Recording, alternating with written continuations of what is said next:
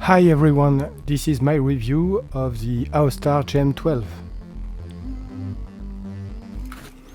So the package took about 1 week to came from Hong Kong to France. So here it is. Let's go unboxing the package. First you will find some paperwork, the PC, which is quite compact, 13 centimeters, about 6 in depth. Another box under the PC is full of accessories, very useful. 2 SSD heat spreader, because you can put 2 SSD inside the PC. 1 VESA mounting for a screen. Some rubber feet. This is maybe a DIY feet, I don't know what is it. And this is a power supply unit. It's a USB Type-C, but I don't think it's really standard, only 19 volts. And finally, an HDMI cable. On the front of the PC you have audio jack, USB 3 and 4 and Oculink. On the back you'll find HDMI DisplayPort, 2 USB 2,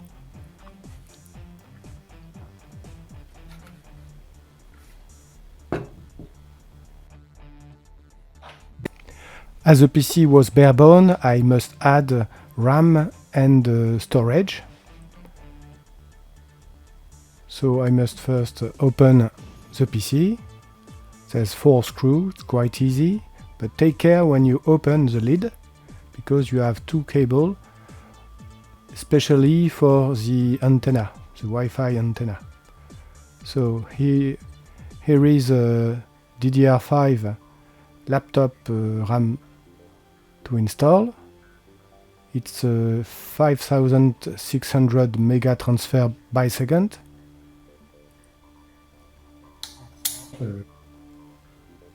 I stick to the spec of the factory,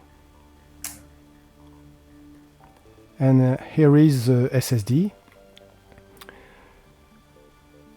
Nowadays you can have that kind of storage capacity for around 100 euro, but I wanted something fast, so I took one which has a DDR cache, so it's faster, and also not QLC memory. I prefer TLC as it has a longer lifespan. So with the heat spreader I put it back on and screw it in place. So there's a place for another one. Nowadays you can even have 4 terabytes for a bit more than 200 euro if you take a basic SSD.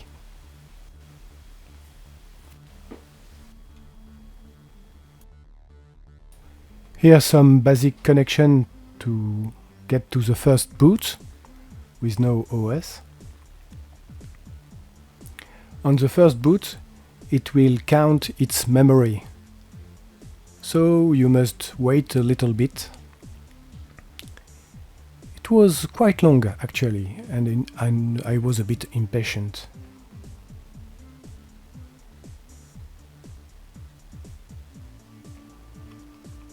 There I was not patient anymore.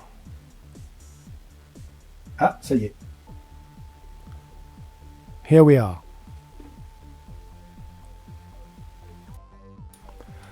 The BIOS is quite classic. There's plenty of settings. I changed the boot order to boot from USB first, useful for the installation. And I did have a look on the power configuration. There's 2 settings that are interesting. First is power configuration, which is balanced by default. And the second one is P3T, peak package power limit. and I will talk about it later. I set it to off for now. I did generate an image with Rufus, and this is the installation of Windows. First, the boot is mostly part of the BIOS, which we can see. Once we have the little circle, the BIOS is over. Here we are, and in about 3 seconds I have the Windows installation startup menu. Windows installation was really fast. It took less than 4 minutes to get to the first Windows screen. I just had to download Intel drivers for Internet and AMD drivers. Geekbench was my first test to see if everything was running fine, and it was a quite long test. I could see the scores were on par with the standard. Single score a bit lower and multi-score a bit up, a bit more than the baseline, but I'm recording all this with OBS, and I'm in balance mode anyway. Firmark was for GPU testing, to see if it was okay, and to see the thermal. I was about 54 watts, that's normal. I added the GPU and CPU at the same time, and it was the same. Then I launched a CPU test only, and I did exceed 54 watt. I get to 62 watts for a brief moment, and max temp was maxed. Here are the results of the Kingston SSD, very fast. On the power consumption side, the whole machine was about 9 to 12 watts on idle, and about 60 to 100 watts while running with full load. With P3T it goes down to about 60 watts. This is great news because this means I can use it with a single cable with my monitor. In conclusion, I really like this machine. It's compact, it's upgradable, it's very quiet, it's very fast, there's a lot of ports, there's O-cooling, so you can add an external PCI card, for example a GPU. It can be powered with another power source, maybe even a beefy battery. You can have one cable operation with a nice LCD monitor. All drivers are standard.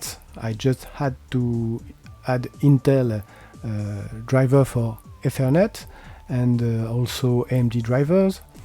AOOSTAR support was kind and was okay. About the dislike, I don't really know. I don't find, maybe some minor things. O-cooling port is really close to USB 4. I don't think you can use them at the same time. Maybe it's on purpose, I don't know. Wi-Fi situation, there's no Wi-Fi 7 or 6E, but it's okay. Wi-Fi antenna are just okay. They are on the bottom of the device, so depending of the orientation of the device, the throughputs will vary. And rubber feet are over the screws.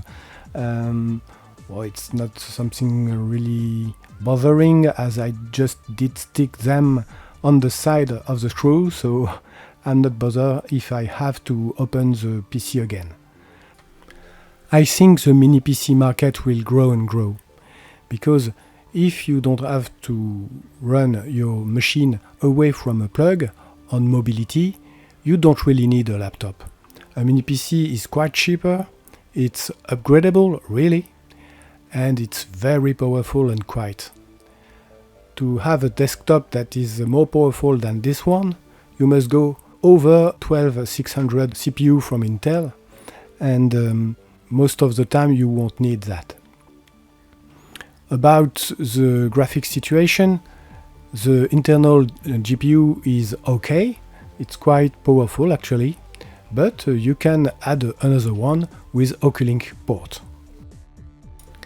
I want to thank the Reddit community, especially mini PC community. That's all, folks. See you in another video.